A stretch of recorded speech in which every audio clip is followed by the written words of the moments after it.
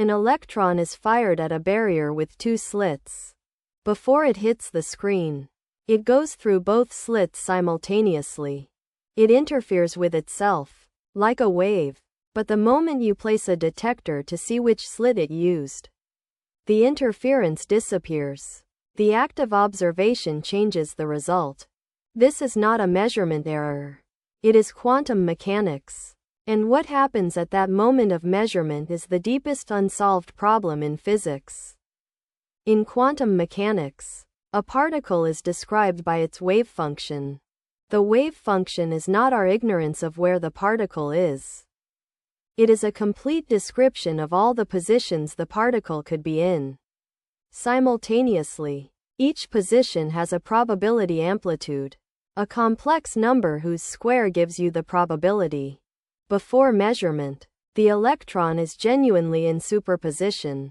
It is smeared across space, existing in multiple states at once. This is what the mathematics says.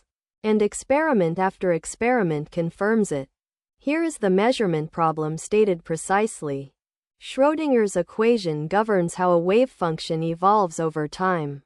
It is linear. It is deterministic. It never causes collapse. But when we measure a particle, we get a single definite outcome, not a superposition.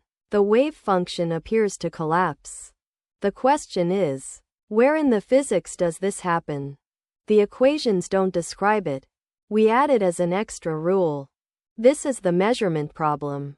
Quantum mechanics cannot explain its own predictions about measurement. The Copenhagen interpretation, developed in the 1920s and 30s, says, stop asking. The wave function evolves according to Schrödinger's equation. Until measurement. At measurement, it collapses to a definite outcome according to the Born rule. Don't ask what is really happening. Only ask what the instruments read. This philosophy has been summarized as, shut up and calculate. Copenhagen works perfectly as a recipe for prediction. But it adds collapse as a brute postulate, not derived from the equations. The collapse is inserted by hand, outside the theory. In 1935, Schrödinger devised a thought experiment, not to celebrate quantum mechanics, but to mock Copenhagen. A cat is sealed in a box with a radioactive atom. If the atom decays, a hammer breaks a vial of poison and the cat dies. According to quantum mechanics, before observation, the atom is in superposition, 50% decayed, 50% intact, which means the cat must be in superposition, 50% alive, 50% dead, until we open the box.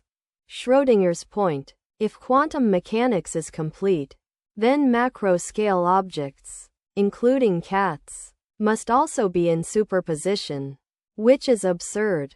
Something must happen between the quantum and classical scales. But the equations don't tell us what. In 1957, Hugh Everett proposed a radical solution. The wave function never collapses. Ever. When a measurement happens, the universe branches. Both outcomes occur in different branches of reality. In one branch, the cat is alive. In another, it is dead. You end up in one branch. The other you ends up in the other. No collapse. No extra rules. Just the Schrödinger equation, applied universally and without exception. This is the many worlds interpretation. Its advantage, mathematical elegance. No arbitrary collapse postulate. Its cost, an infinite number of branching parallel universes. Unobservable by definition. Decoherence is the modern attempt to bridge quantum and classical without invoking collapse. When a quantum system interacts with its environment, air molecules, photons, vibrations, it becomes entangled with billions of particles. This entanglement spreads the quantum interference across so many degrees of freedom that it becomes practically undetectable. The superposition doesn't disappear. It becomes effectively invisible. This explains why we never see cats in superposition. The decoherence time is fantastically short. But decoherence does not solve the measurement problem. It explains why we cannot observe superpositions. It does not explain why measurements have unique outcomes. It describes the transition from quantum to classical. It does not explain it. David Bohm proposed a completely different approach in 1952. What if particles always have definite positions? What if the randomness we observe is just our ignorance of initial conditions? In Bohm's pilot wave theory, the wave function is real. It propagates through space and guides the particle. The particle surfs the wave, always following a definite trajectory. The apparent randomness of quantum mechanics is not fundamental. It comes from our inability to know the exact starting conditions. This restores determinism and removes collapse entirely. The price. The pilot wave is non-local. It responds instantaneously to changes anywhere in the universe. Bell's theorem proved that any hidden variable theory must be non-local. So Bohm's theory is consistent. But it requires a universe with instant, unmediated connections across all of space. The measurement problem is not just a technical puzzle. It is a philosophical crisis.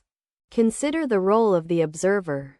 Does consciousness cause collapse? Or is an observer simply any physical system that records information?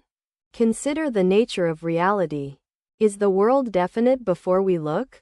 Or does observation bring definite reality into being?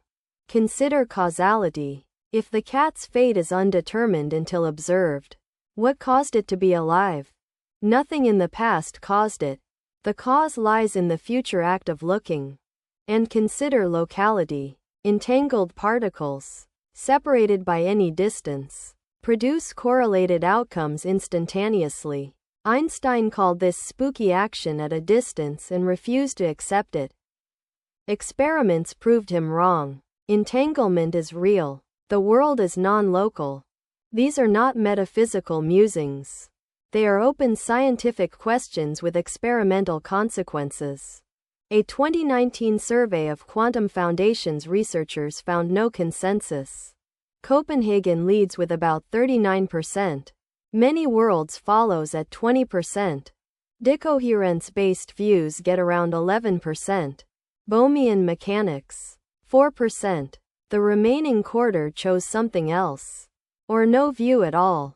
Quantum mechanics is the most precisely tested theory in the history of science. Its predictions are confirmed to 11 decimal places. And we still do not know what it means. We do not know what happens at the moment of measurement. We do not know whether the wave function is real or just a calculation tool. We do not know if other branches of the universe exist.